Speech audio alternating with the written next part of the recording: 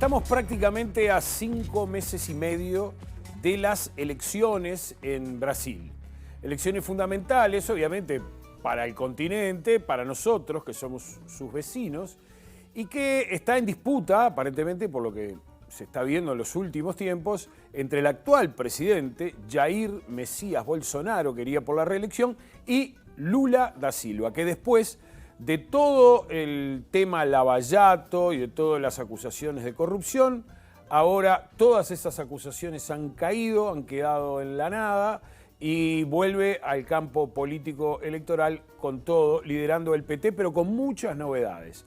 Para charlar sobre todo esto, convocamos a nuestro colega Marcelo Aguilar, directamente desde San Pablo. Marcelo, muy buenos días, ¿cómo estás? ¿Qué tal? ¿Cómo les va? Todo bien por acá, por suerte. Me alegro mucho. ¿Cómo está el tiempo, por ejemplo, por ahí, por San Pablo?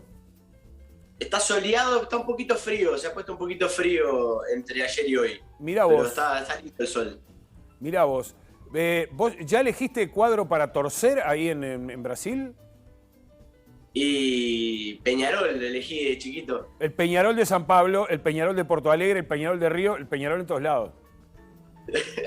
Exacto. Perfecto. Bueno, Marcelo, contanos un poco, a ver, ¿cómo es el panorama?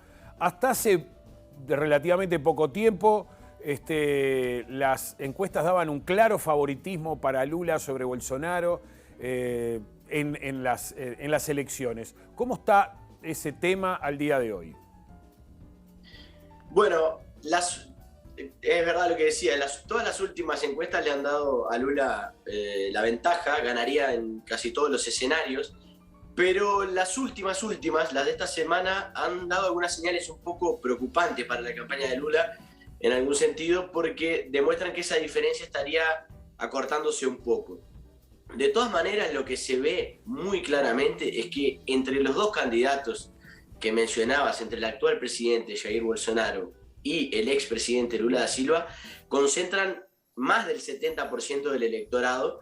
Entonces, por más de que todavía falta bastante tiempo y es muy difícil hacer predicciones más allá de las que tenemos con esas encuestas, claramente lo que sí se sabe hasta ahora es que la elección va a estar entre ellos dos. O sea, va a ser Lula-Bolsonaro, y eso es algo que ya parece estar bastante claro.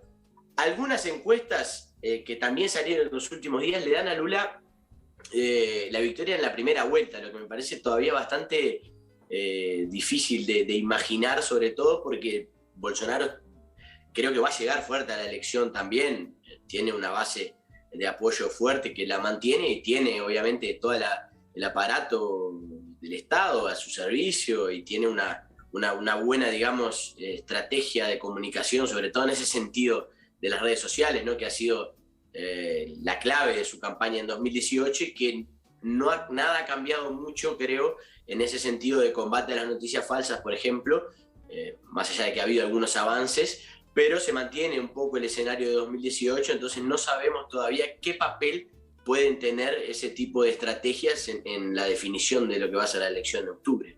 ¿Qué se necesita para ganar en primera vuelta en Brasil? ¿Es como aquí en Uruguay? Más del 50%, 50 más 1 sí, de los votos válidos. Más del 50%. No Sí. es que si hay una diferencia del 10% o más, también, como en el caso argentino, no.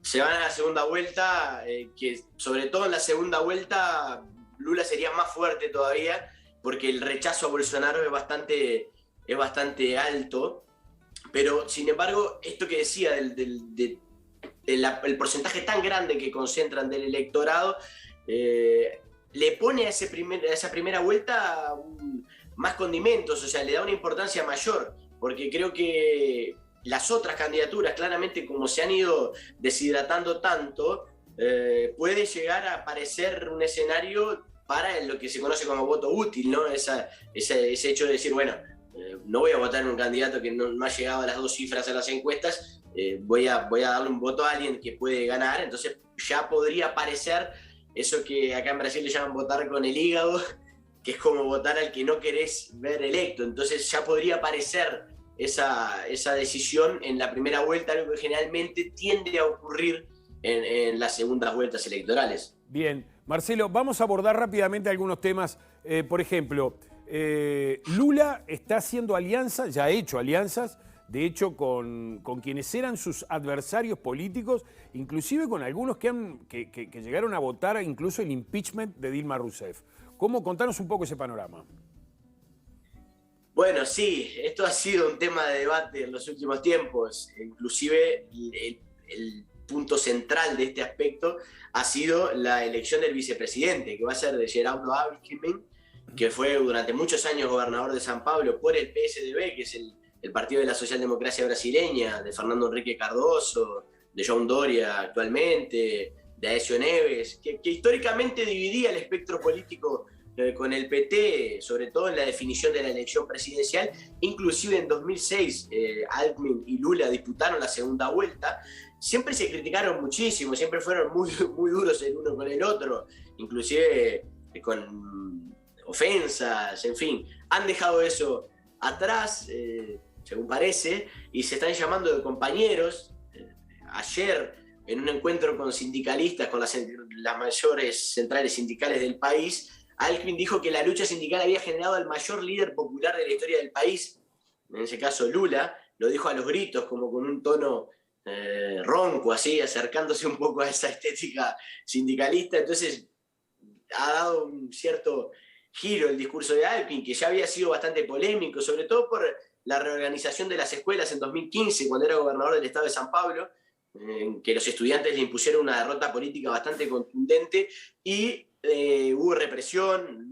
Fue muy criticado Alckmin en ese momento, pero bueno, Lula está haciendo un guiño, digamos, al centro para tratar de captar un poco ese electorado más centrista o más tendiente a la derecha, y también fortalecerse en algunas bases electorales que son muy importantes, como es el caso de San Pablo, donde Alckmin tiene una cierta expresión electoral. De todos modos, hay otro lado de esa cuestión en relación a la campaña de Lula, que es algunas declaraciones recientes que ha hecho Lula, que lo han colocado un poco más radical. Por ejemplo, la cuestión del aborto. Lula dijo que entendía, por más de que pudiera condenarlo a nivel personal, entendía el aborto como una cuestión de salud, algo que fue celebrado por amplios sectores de la izquierda, pero que tiene bastantes impactos, ecos en ese público más conservador, que probablemente sea el que termine decidiendo la elección, ese público entre conservador y moderado ahí, en el que una frase de ese tipo, en un asunto tan sensible, ha generado algunas reacciones. Inclusive algunos diputados, algunos congresistas de ese sector le han pedido a la campaña de Lula, le han hecho un apelo para que trate de evitar esos temas un poco más escabrosos y se focalice más en la cuestión de la defensa de la democracia, en la pauta más económica, en la inflación, en el hambre y en la recuperación de la democracia y su fortalecimiento. Entonces, como que deje un poco de lado esas campañas que tratarían de dialogar con un público que ya básicamente lo va a votar, o que ya estaría un poco convencido, y no iría a conseguir nuevos votos en algunos aspectos del electorado que él debe cautivar para ganar la elección. Marcelo, por último, el tema Lavallato decididamente desapareció como tema importante, y otro que ha desaparecido aparentemente, vos contanos si es así, es precisamente uno de los adalides, el juez Sergio Moro. Bueno, creo que el tema no ha desaparecido. Es un tema que ha tenido graves impactos en Brasil, no solamente desde el punto de vista de la discusión acerca del asunto, sino desde el punto de vista económico, desde el punto de vista de la soberanía nacional. La Lavallato ha dejado todo un lastre de destrucción en muchos sentidos. Pero creo que sí, como decía Sergio Moro, el lugar que ocupa hoy en día Sergio Moro es un poco sintomático de qué ha pasado con la Lavallato. Yo creo que al hacker que descubrió aquellos audios que demostraron quién era realmente Sergio Moro y a servicio de qué trabajaba y cuál era su objetivo, demostraron que la operación Lavallato era mucho más una operación política que judicial. Yo me recuerdo muy bien, inclusive cuando en momentos en que llegué a Brasil, Sergio Moro era el paladín de la democracia, de la moralidad, y era el único impoluto en medio de todo el escenario político brasileño. Creo yo que si no fuera por esos audios, lo que fue todo ese reportaje de Intercept que se llamó Vaza Jato, quizás hoy Moro no estaría en el lugar que está y quizás hoy Moro sería un candidato muy fuerte a la presidencia, y se mantendría como un candidato con potencial para ser presidente. Moro tenía muchísimo apoyo, pero creo que los efectos de ese reportaje y todo lo que significó, después también cuando cayeron las condenas sobre Lula, creo que quedó un poco demostrado que Moro no era todo eso que parecía y ha sido condenado un poco al ostracismo, me parece a mí, porque Moro quiso ser candidato a la presidencia, todavía está ahí, que va y que no va, pero se afilió a un partido llamado Unión Brasil para disputar la elección y el partido ya definió otro candidato, que es Luciano Vívar, que es el presidente de la sigla. Entonces, como que Moro está ahí, ¿no? Está en una situación un poco incómoda y como que no da pie con bola. O sea, es un personaje un poco con bastante poco carisma, que tenía sobre todo su base de apoyo relacionada a la popularidad que tenía en ese momento la Operación Lava Jato y centrado en la discusión sobre el combate a la corrupción.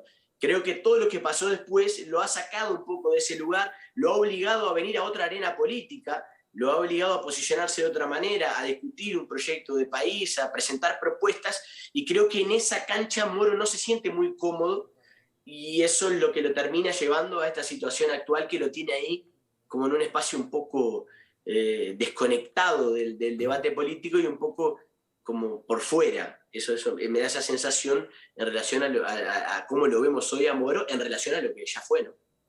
Marcelo, muchísimas gracias por ayudarnos a entender la realidad de Brasil. Te mandamos un gran abrazo y nos reencontramos muy pronto. Gracias a ustedes y a la audiencia. Un abrazo.